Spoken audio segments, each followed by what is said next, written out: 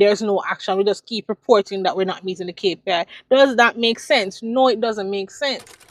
Today we'll be speaking about non-conformity and corrective action. As an auditor, I have the privilege of going into many companies to see how their system works. And one of the main issues I find, which is common among majority of the companies, is that non-conformity and corrective action system is dedicated to auditing, which is not truly the case. A lot of persons tend to believe that you only have non-conformities coming out of an internal audit or worst case scenario an external audit. But that shouldn't be the case because the non-conformity and corrective action system should be working for the organization in that it allows the organization to identify problems, identify the root of the problem, and for continuous improvement. And so today I want to talk a little bit about how to properly use your non-conformity and corrective action system and how to shift the culture in the organization to improve on that in your organization. So firstly, non-conformity and corrective action system has many sources. It is not that an audit is required to happen for a non-conformity to be detected. But I'm not going to go through all of those today. I'm just going to tell you about the few main ones that you need to incorporate into your system to improve. Now, why is this important? When we talk about the PDCA cycle, Plan, Do, Check, Act. It's saying that you plan your activities. So you plan your procedures and your policies, you plan your processes and say this is how we're going to go about doing it. Then you do it by executing it. However, in executing it, issues arise. And from those issues, you have your monitoring and measurement results. You have customers complaining. You have non-conforming outputs coming out. When you do your reporting, you see the trend analysis and it shows you that there are problems in the system. Those are indicative of problems in the system, which means that you should be taking action to prevent recurrence. That's why you have the non-conformity and corrective action system. Therefore, you don't need to wait on an audit. So you have the plan, do, check, act. The doing, problems happen, and when you check, you see those problems. Then you need to act on it. So a lot of us stop at the check part. We get the data, and then we are shy now. Oh, there's a problem. Let us sweep it under the rug, sweep it under the carpet because we don't want anyone to know about it.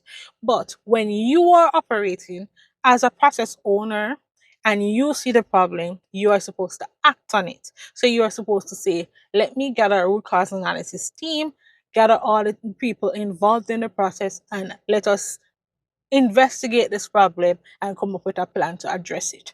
Now, why is it important that this is not addressed only identified by the internal audit team?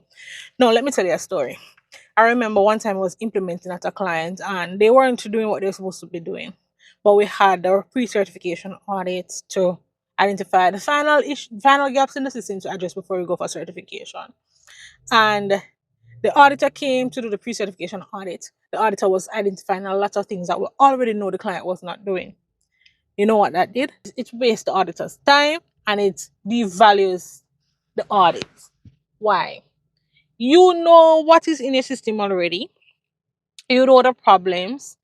If you are asking someone to come and repeat to me what the problems are, what that means is the things that you do not know that exist, the gaps that you have not found, be left unfound. And therefore, your system is not getting the value that you want from an audit, because an audit is to get an objective opinion on your system to tell you what gaps exist or what non-conformities exist. Therefore, we need to ensure that we utilize other means of finding non-conformities in the system outside of, and not only rely on our internal audit or external audit system. So what can we use? We have complaints. The customer complains about something that is indicative that something is wrong in the system that we need to address. Now, I'm not saying all complaints require a non-conformity and full-on root cause analysis, so forth. So you look on the severity of the problem. Is it something that poses a risk to the management system? Can it lead to failure of the management system? Or if left alone, can it advance to that stage? Then you may want to do a root cause analysis. That's one. Two, when you're monitoring and measuring, when your operators or your officers are seeing patterns or seeing deviations from the expected norm, there are nonconformities. And when you find nonconformities, you write up a nonconformity, do your root cause analysis and corrective action plan. Supervisor and staff may identify nonconformities too. So you're observing the operation and you see deviations from the norm, from what is expected. Those are nonconformities too. You address them. Imagine you're going to a client, you see they have a KPI for a particular process, and they just 90% of the time they're not meeting that KPI. But then there's no action. We just keep reporting that we're not meeting the KPI. Does that make sense? No, it doesn't make sense. The system is supposed to be there to work. The full cycle should be complete. So you check and you realize there are deviations in the process. You must act on it. Acting is finding the cause of the problem and implementing actions to prevent recurrence, your corrective action. So you must do your root cause analysis and corrective action. And how do you do that? By documenting a nonconformity and corrective action plan. We need to stop relying on the internal audit to find these things for us, and we identifying ourselves. The main cause of this is that we see nonconformities as a negative thing, and we need to change that culture. Nonconformities are tools to improve on our quality management system. It is a part of the continual improvement tool. So when there is a problem, you investigate it and you take action. And I blame firstly the auditors. When we go on audit and we're going to issue a nonconformity, it's a bit ominous.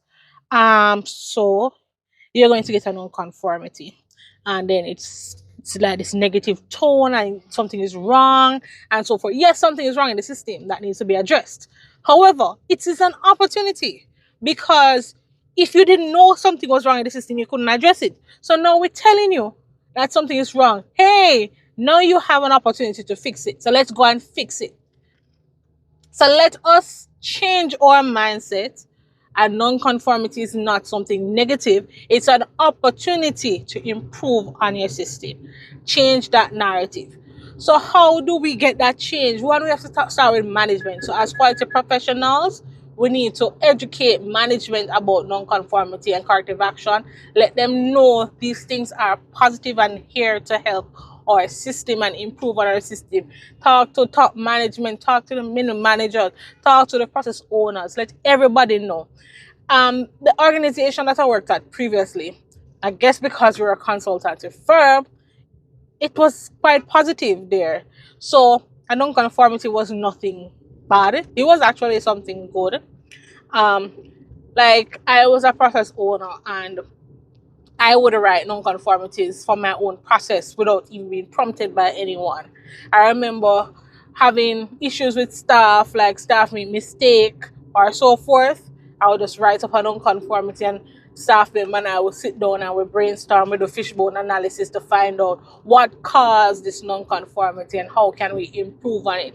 So sometimes we sit down and we blame people and beat them and we criticize them and, oh, you're not doing a job and so on and so forth. But sometimes it's a system that is not working or it's not favorable, so the staff cannot perform. So for me, that was the first approach. So we had a new administrator, and this person was just getting to know the system. And in the audit, there was a nonconformity related to my process. So the managing director said, all right, issue a CAR to Davi-Gaye. CAR meaning corrective action request. So the administrator up and say, so we'll say, we're going to buy Davi-Gaye a car. It was so hilarious. And then at that point, we had to explain what a car was and so forth. But the thing is, I did not mind getting those cars because that meant my system could get improvement. The system was growing. We were expanding, getting new staff, getting more clients, and so forth. So there were growing pains, and when you're changing, you're going to have growing pains, and the growing pains come out as gaps. So we don't know everything, and as we change, we see more risk to our system, and sometimes those risks become issues. They become reality. So it allows you now to identify those issues so you can address them. So I welcome them and I acted upon them. Make it a positive thing. Probably you need to say, you get a car, you get a car, you get a car. Like Oprah Winfrey. Publicize it. Probably name them. One is BMW. Instead of saying major, minor, critical. BMW. You have the Kia. You have the Audi. Name them as cars. Let it be something that is welcome, something positive in the organization. We need to change the quality perspective and make it more palatable for people.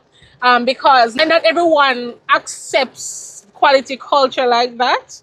And at the end of the day, the goal is acceptance. So let us do our best to make the system ingrained and integrated in our production process or service delivery process, whatever system we have, to ensure that at the end of the day it works. We need to change the mindset towards non-conformities to a positive mindset, and we have to translate that through the entire organization, so that way people don't take personal offense when they get a non-conformity.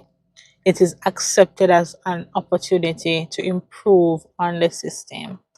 um, we don't want organizations to be relying on internal audits or external audits, because we want the system to be working. Complete the PDCA cycle: plan, do, check, act.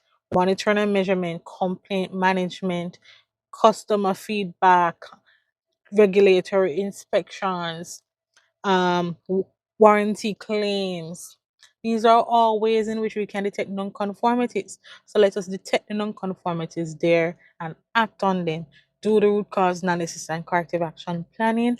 Implement and redo the cycle until we improve. Continual improvement is the goal here. So that is the message I want to leave with you today. Thank you for watching and all the best.